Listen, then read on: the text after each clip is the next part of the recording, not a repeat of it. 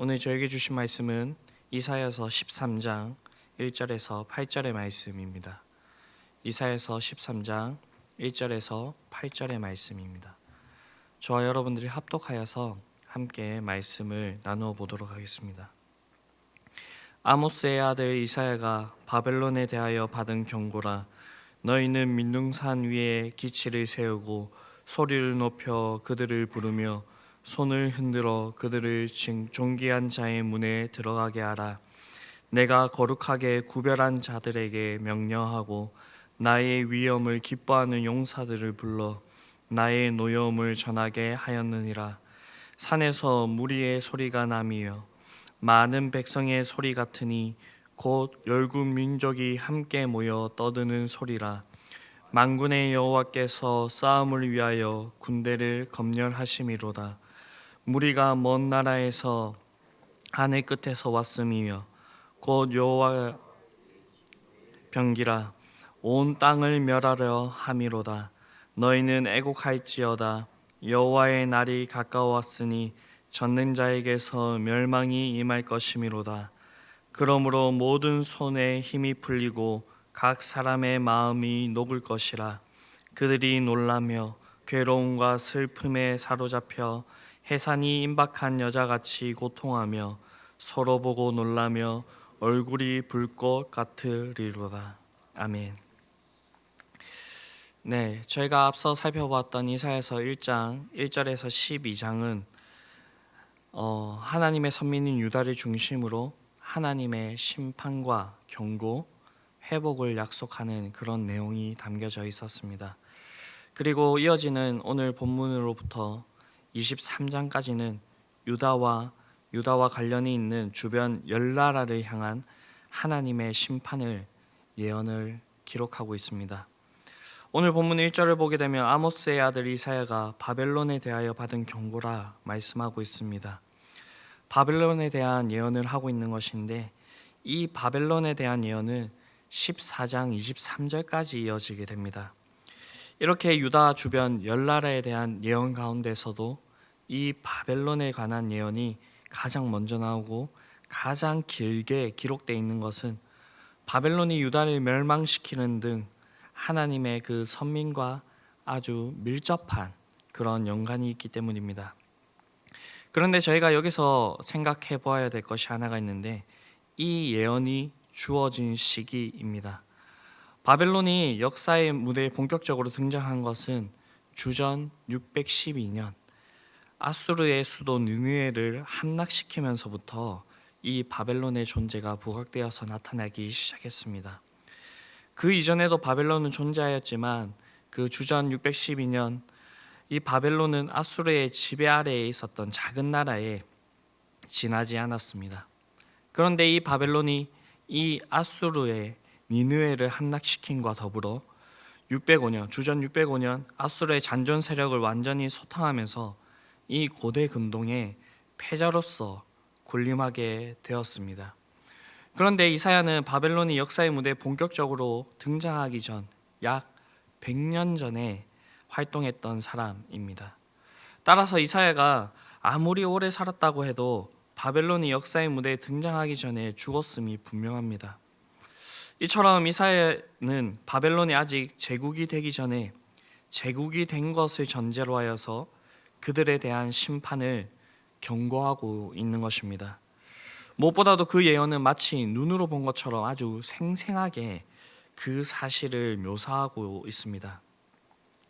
그래서 일부 학자들은 13장과 14장에 나오는 이 바벨론에 대한 예언을 기록한 사람이 이사야가 아닐 것이라 라고 그렇게 주장하기도 합니다. 그리고 바벨론에 대한 예언은 바벨론의 멸망을 목격한 후대의 사람이 그것을 마치 이사야가 예언한 것인 것 마냥 그렇게 기록했다라고 그렇게 이야기하기도 합니다. 그런데 이 성경을 저희가 자세히 보게 되면 여러 예언에 대해서 나오고 있습니다. 그리고 미래에 일어날 일을 마치 본 것처럼 기록한 그런 예언들도 많이 있습니다. 대표적인 것이 요시야 왕에 대한 예언을 하고 있는 열왕기상 13장을 들 수가 있을 것입니다. 열왕기상 13장은 이 요시아가 활동하기 약 300년 전에 이 요시아에 대한 예언을 하고 있는데요.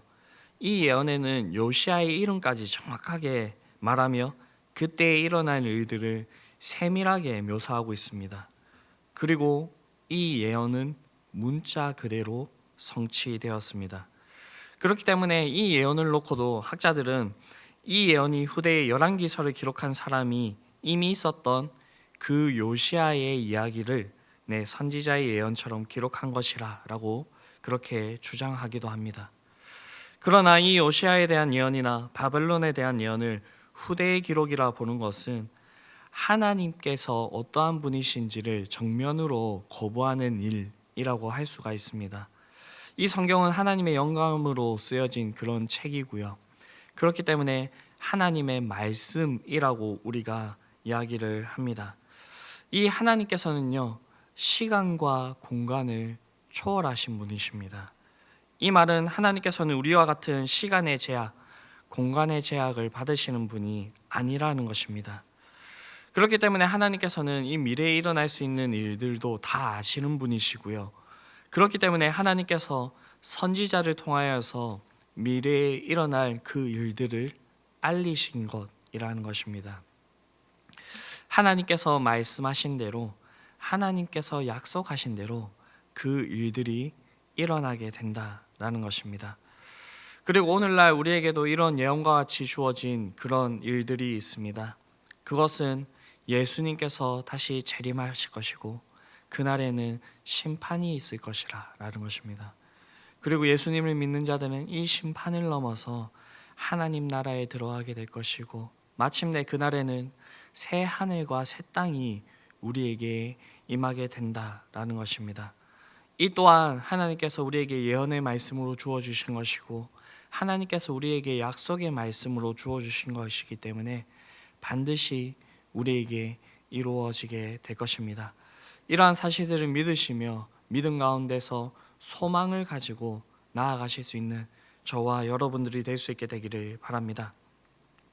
이처럼 하나님께서는 열방을 심판하실 것인데 이때는 세상에서 가장 강한 자라도 하나님 앞에서는 지극히 나약한 자에 불과하게 됩니다. 분명 6절에서 8절을 보게 되면 너희는 애곡할지어다 여호와의 날이 가까웠으니 전능자에게서 멸망이 임할 것이미로다.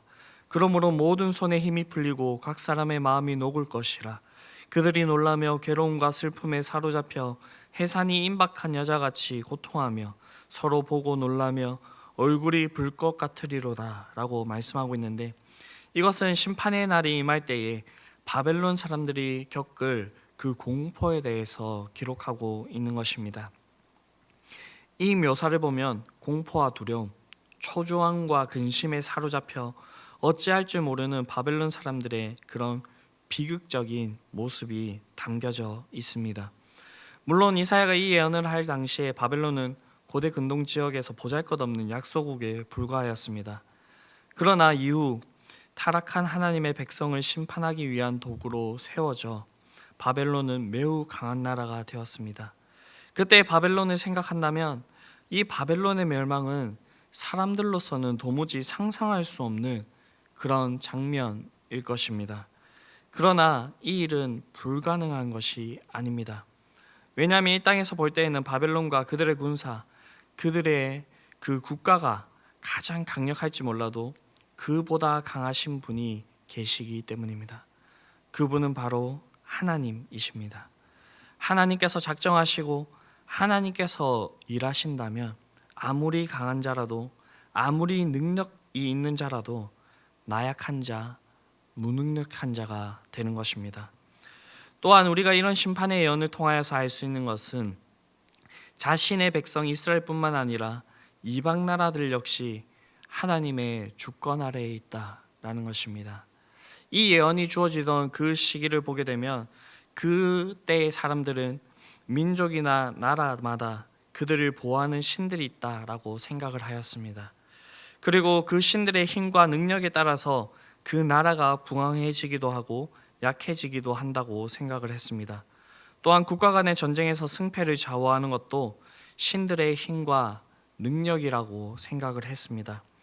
그래서 한 나라가 다른 나라를 정복한다는 것은 그 나라의 신이 다른 나라의 신을 다스리는 것으로 그렇게 이해를 했습니다.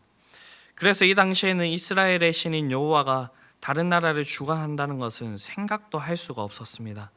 왜냐하면 이사야 당시에 이스라엘은 다른 나라의 지배를 하기는커녕 다른 나라의 압제와 공격을 받고 있는 약소국에 불과했기 때문입니다.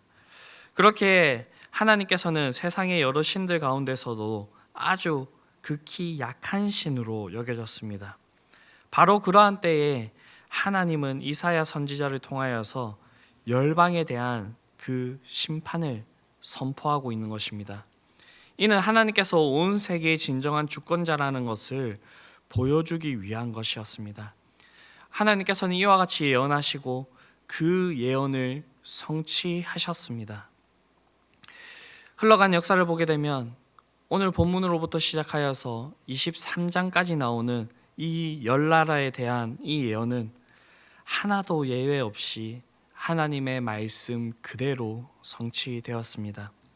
당시 바벨론은 아직 역사의 무대에 본격적으로 등장하지 않았음에도 불구하고 그들에 대한 예언은 훗날 그대로 성취되었다라는 것입니다.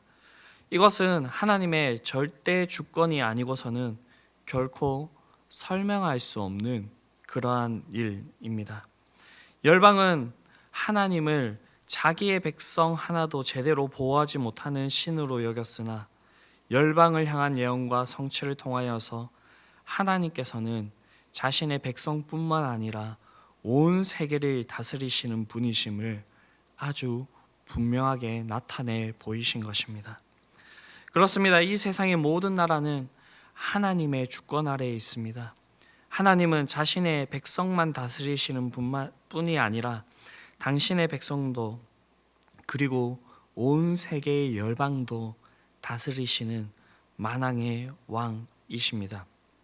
하나님은 세상을 말씀으로 지으시고 만국의 경계를 정하시고 만국을 높이시기도 낮추어 멸하시기도 하시며 열국으로 광대하게도 하시고 다시 사로잡히게도 하시는 분이십니다. 그렇게 우리는 이 이사야의 선포를 통하여서 이 세상을 살아가는 우리가 진정으로 두려워해야 될 분이 누구인지를 기억해야 된다라는 것입니다. 그리고 우리는 흔들리지 않고 그 하나님의 편에 서서 그 하나님과 함께 의의 길을 걸어야 한다라는 것입니다. 이것은 하나님을 진정으로 경외할 때에, 하나님을 진정으로 알 때에 일어날 수 있는 일입니다. 이런 하나님을 아는 지식들이 우리에게 더해지기를 원하고요. 그리고 이 하나님을 진정으로 경외할 수 있는 자들이 될 수 있게 되기를 바랍니다. 그렇게 하여서 하나님의 편에 서서 하나님과 함께 그 길을 걸어갈 수 있는 저와 여러분들이 될 수 있게 되기를 간절히 바랍니다. 기도하시겠습니다.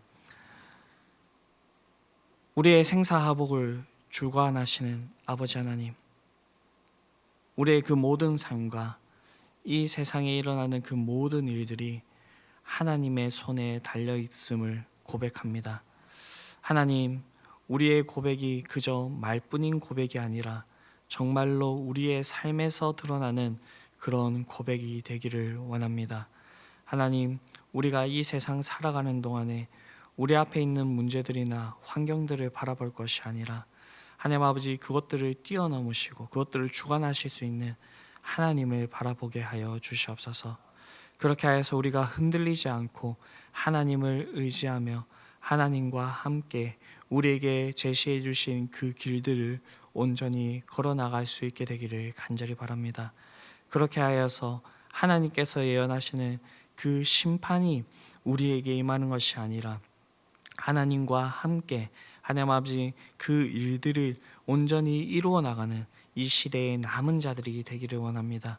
주님, 우리를 붙들어 주시옵시고 우리에게 믿음을 더하여 주시며 우리가 소망 중에 그렇게 우리의 삶을 살아갈 수 있도록 우리를 붙들어 주시고 함께하여 주시옵소서.